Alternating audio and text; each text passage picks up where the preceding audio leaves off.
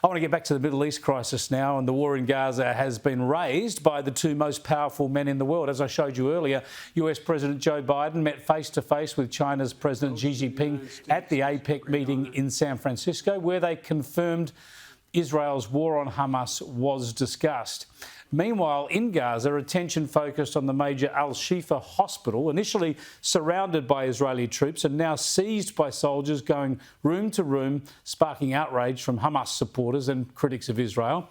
But Israel has long claimed that a Hamas military command centre is hidden in tunnels beneath the hospital, and it's produced video evidence supporting those claims, as well as damning evidence that the terrorist outfit was using and storing weapons among patients and staff at the hospital. Israeli operations are continuing in and underneath the hospital as we speak.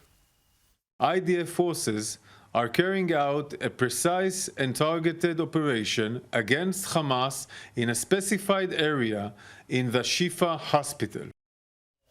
As critics around the world call for a ceasefire, Israel continues to allow civilians to escape to southern Gaza. Let's cross now to London and bring in former Foreign Minister Alexander Downer.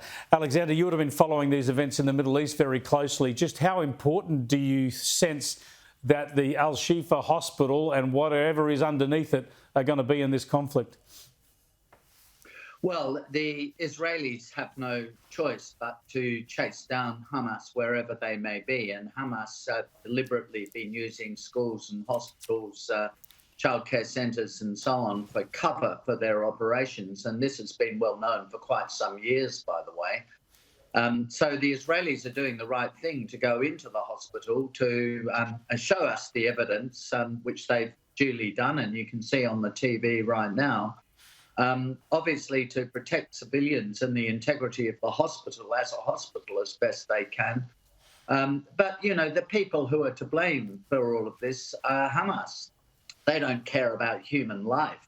They care about their ideological objective of expelling all Jews from what is now Israel.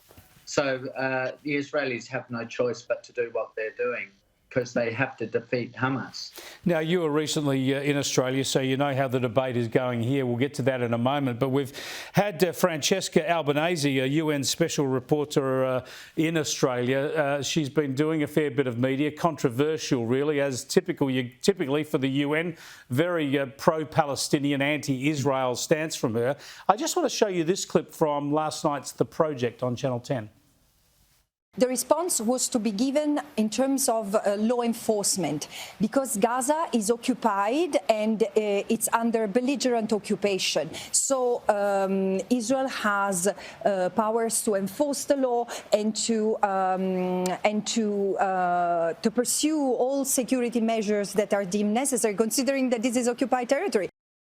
Now, Alexander, I just find this extraordinary. She's supposed to be an expert lecturing the world on what should have been done in this situation, yet she talks about Gaza being an occupied territory and Israel should have had a law and order response, as if they've got a police force in there to track down and arrest the terrorists. Gaza hasn't been occupied by Israel for more than a decade.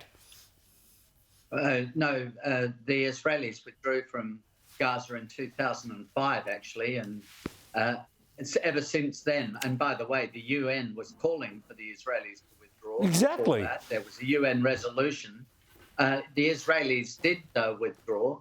And ever since then, Hamas has been firing rockets into Israel, which doesn't seem to concern Ms. Albanese. But she is not a significant figure in the UN, and she's been made out to be a much more significant figure than she really is by the Australian media. The truth is, she is only a rapporteur for a UN committee.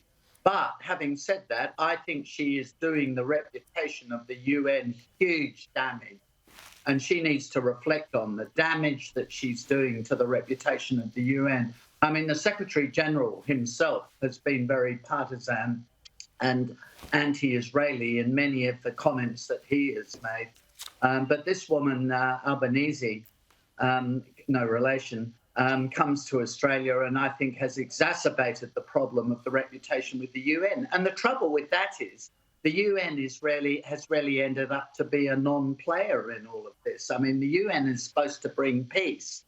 The UN is doing nothing of the sort. It's just inciting community debate. Nothing more positive than that.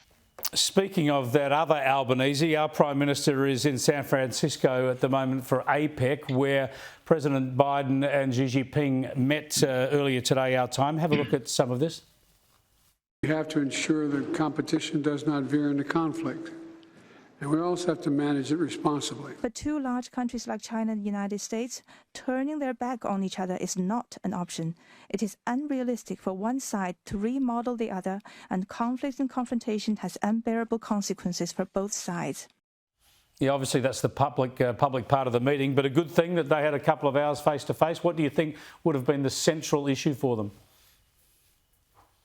Well, sort of re-establishing a modus vivendi, really, a way of working together, because the United States, with its allies, needs to have in place very strong deterrents to stop China's rogue activity in the South China Sea, East China Sea, any threats to Taiwan, and so the list goes on. On the other hand, China will always be there. We have to coexist with China.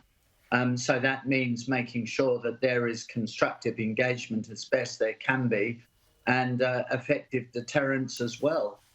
So I'm all in favour of President Biden sitting down. I see him reading his talking points. That's encouraging.